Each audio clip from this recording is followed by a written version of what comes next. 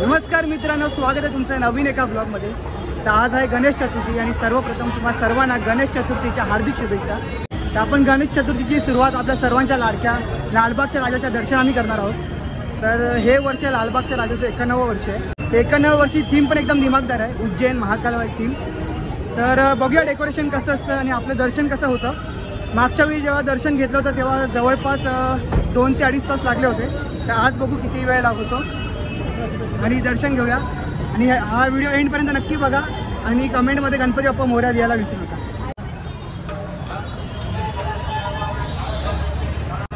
तर हा आहे आपल्या लालबागचा राजाचा मेन गेट। विसर्जनाच्या दिवशी आपल्या लालबागचा राजा ह्या गेटमधून बाहेर पडतो आणि आता आम्ही रहिवासी गेटमधून आतमध्ये चाललो आहे। हा रहिवासी गेट आहे।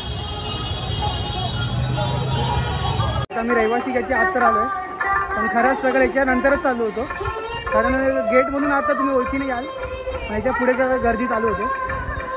आणि आता बघू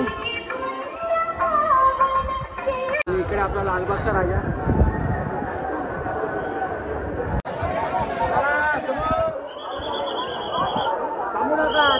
तर मित्रांनो, नाही व्हिडिओ संपली नाही आहे, व्हिडिओ अजून पुढे खूप आहे। पण आमच्यासोबत इकडे एक स्कॅम झाला होता, तर तो नक्की काय होता तो मी तुम्हाला समजवतो। तर आम्ही गेलो होतो चरण स्पर्शसाठी। तर जसं आम्ही रहिवासी गेटमधून आत पडलो, तर तुम्हाला जर माहीत असेल तर हनुमान मंदिरच्या इकडे एक स्पेशल रांग लागते दर्शनासाठी। तर तिकडे पोलीसवाले जेव्हा उभे होते ना, ते धाक करून आतमध्ये पाठवते। तर आम्ही काय विचार केला की आम्ही लाईनीत उभे राहतो, आम्ही यांच्याकडे ओळख लावली ते येईपर्यंत लाईनीत उभे राहू आणि मिळालंच तर दर्शन पटापट होऊन जाईल। पण मध्ये जे कार्यकर्ता आला, जे काका होते ते आले आणि ते सगळ्यांना साईडला करायला लागले, चला चला चला चला ते दुसऱ्या लाईनीत उभे राहा, दुसऱ्या लाईनीत उभे। तर आम्हाला ते माहिती होतं की ही लाईन चरणस्पर्शी नाही, मुख्य दर्शनाची आहे। पण ते काका एवढे कन्व्हिन्सिंगली बोलले की नाही दादा मी तुला असं खोटं बोलेन का, चरणस्पर्शीच लाईन आहे। तर आम्हाला वाटलं असेल मग आता, कारण की असं असतं की दरवर्षी काय ना काहीतरी त्यांच्या ह्याच्यामध्ये बदलतं, लाईनीमध्ये इकडून असं होईल तिकडून तसं होईल। तर ते दरवर्षी बदलतं आणि दरवर्षी तर वेगळं वेगळं असतं। आम्हाला एवढी आयडिया नव्हती, तर असेल बाबा आम्हाला वाटलं असेल बाबा काका एवढं बोलतात, कार्य करताय तो होईल चरणस्पर्श। ते बोलल्यानुसार आम्ही गेलो चरणस्पर्श लाईनमध्ये। तर ते लाईनमध्ये गेल्यानंतर लाईन पटापट जात होती। तर आम्हाला काल ही मुखदर्शनाची लाईन आहे, पण आता मागे येण्याचा पर्याय नव्हता, कारण मागे अजून लाईन होती। तर आम्ही घेतलं पहिलं मुखदर्शन घेतलं आणि गेलो पुढे। आणि नंतर आम्हाला कळालं की हे सगळं का झालं, कारण ती लाईन होती चरणस्पर्शी। म्हणजे ते कसं करतात, जर गर्दी नसेल तर चरणस्पर्शला वळवतात आणि जर गर्दी असेल तर मुखदर्शन हे करतात। आणि आमच्या वेळी नेमकं कार्तिकार्यन आला होता, तर कार्तिकार्याला चांगल्यापैकी दर्शन देण्यामध्ये आम्हाला मुखदर्शनमध्ये पाठवलं। पण आम्ही काही इकडे हार मानली नाही, आम्ही विचार केला होता चरणस्पर्श करायचा, तर आम्ही चरणस्पर्शच करणार होतो। त्याच्यानंतर आम्ही दुसरीकडे ओळख लावण्याचा जरा प्रयत्न केला, तर तिकडे ते लोक बोलले की 4 पर्यंत या। तर आम्ही 4 पर्यंत थांबलो तिकडे, म्हणजे आम्ही एका रिलेटिव्हकडे गेलो तोपर्यंत। आणि ते 4 वाजता आम्ही जेव्हा इकडे आलो परत लालबागच्या दर्शन घ्यायला, तेव्हा काय झालं ते आता तुम्ही पुढे व्हिडिओमध्ये पहा। तुम्ही ही जी गर्दी बघताय ती आहे चरणस्पर्शसाठी। ही काळा चौकीपासून लाईन सुरू होते, ती आपल्या लालबागच्या राजापर्यंत असते। आता आम्ही दर्शनासाठी चाललो आहे।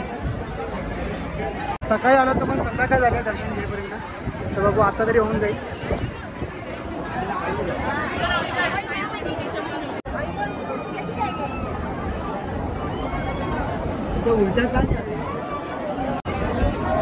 थोडं आपण स्पेशल जुगाड केलं आहे दर्शनासाठी, सेटिंग लावली आहे।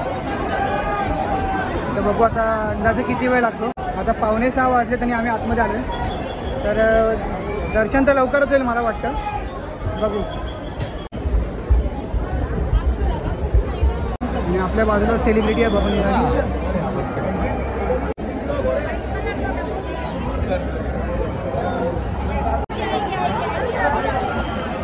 आपली डायरेक्ट स्टेजवरती एंट्री आहे, जिथून VIP एंट्री आणि एक्झिट करतो ना तिथूनच आपली एंट्री आहे। तशी सेटिंगच लावली आपण।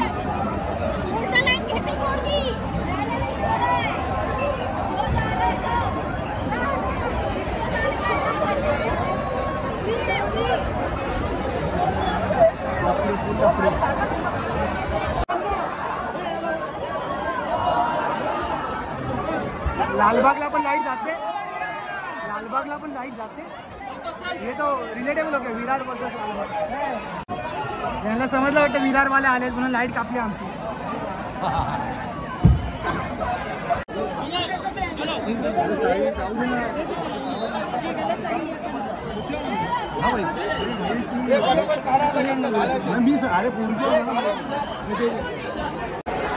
फायनली दर्शन झालेलं आहे. 5:45 एंट्री केली आणि 5:50 आमचं दर्शन झालं. एवढी गर्दी आहे पण आमचं दर्शन 5 मिनिटात झालं. आणि प्रसाद पण मिळाला आपल्याला लालबागच्या राजाचा. तर मित्रांनो हा व्हिडिओ इकडेच एंड करायची वेळ झालेली आहे आणि आमचा लालबागच्या राजाचं दर्शन 5 मिनिटात झालं. तर अगोदर तुम्ही बघितलं असेल तर आमच्यासोबत स्कॅम झाला होता, पण नंतर आम्ही इथे दुसऱ्यांदा ओळख लावली होती तर त्यांनी आमचं दर्शन 5 मिनिटात करून दिलं. आम्ही 4 वाजेपर्यंत लालबागच्या राजाच्या एरियामध्ये आलो होतो, पण 5:30 वाजले आम्हाला त्या माणसाची कॉन्टॅक्ट करायला आमचं एकत्र भेटण्यासाठी.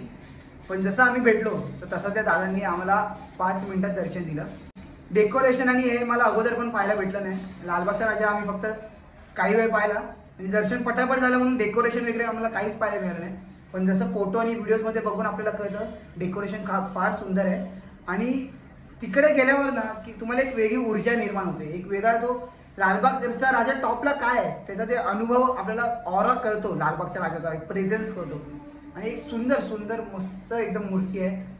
आणि डेकोरेशन पण छान केलं, मला पाहायला मिळालं तेवढं मस्त डेकोरेशन आहे आणि सगळ्यात चांगलं आहे लालबागच्या राजाबद्दल.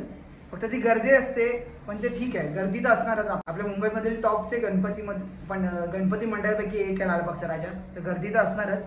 आणि जर तुम्ही लालबागच्या राजाला चाललंय तर जरा तरी धक्कामुक्की होणारच. आता आम्ही थोडं ओळखीने गेलो होतो तरी पण धक्कामुक्की होणारच. आता एवढी लोक येतात, थोडीशी धक्कामुक्की होणार हे आपल्या स्वतःला पण समजायला पाहिजे.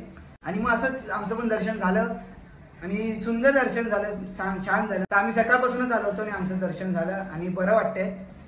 आणि कारण काय होतं, आम्ही जेव्हा होतो ना सकाळपासून तेव्हा आम्ही सगळ्यांच्या माथ्याला बघत होतो की पिंजर लागलाय आणि आम्ही विचार करतो कधी आमचं चरण स्पर्श होणार, कधी आमच्या पण माथ्याला पिंजर लागणार. लालबागच्या राजाच्या चरणी डोकं ठेवून एवढं मस्त वाटलं, शांती मिळाली.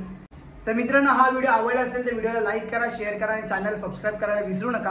यापुढे मी आता वेगवेगळ्या गणपती मंडळामध्ये जाणार आहे आणि तिकडचे सर्व गणपती मी एक्सप्लोर करणार आहे. चॅनल सबस्क्राईब केलं नसेल तर सबस्क्राईब करा आणि बेल आयकन दाबला नसेल तर बेल आयकन दाबा, जेणेकरून तुम्हाला माझे नवनवीन व्हिडिओजचे नोटिफिकेशन येत राहतील. तोपर्यंत बोला लालबागच्या राजाचा विजय असो.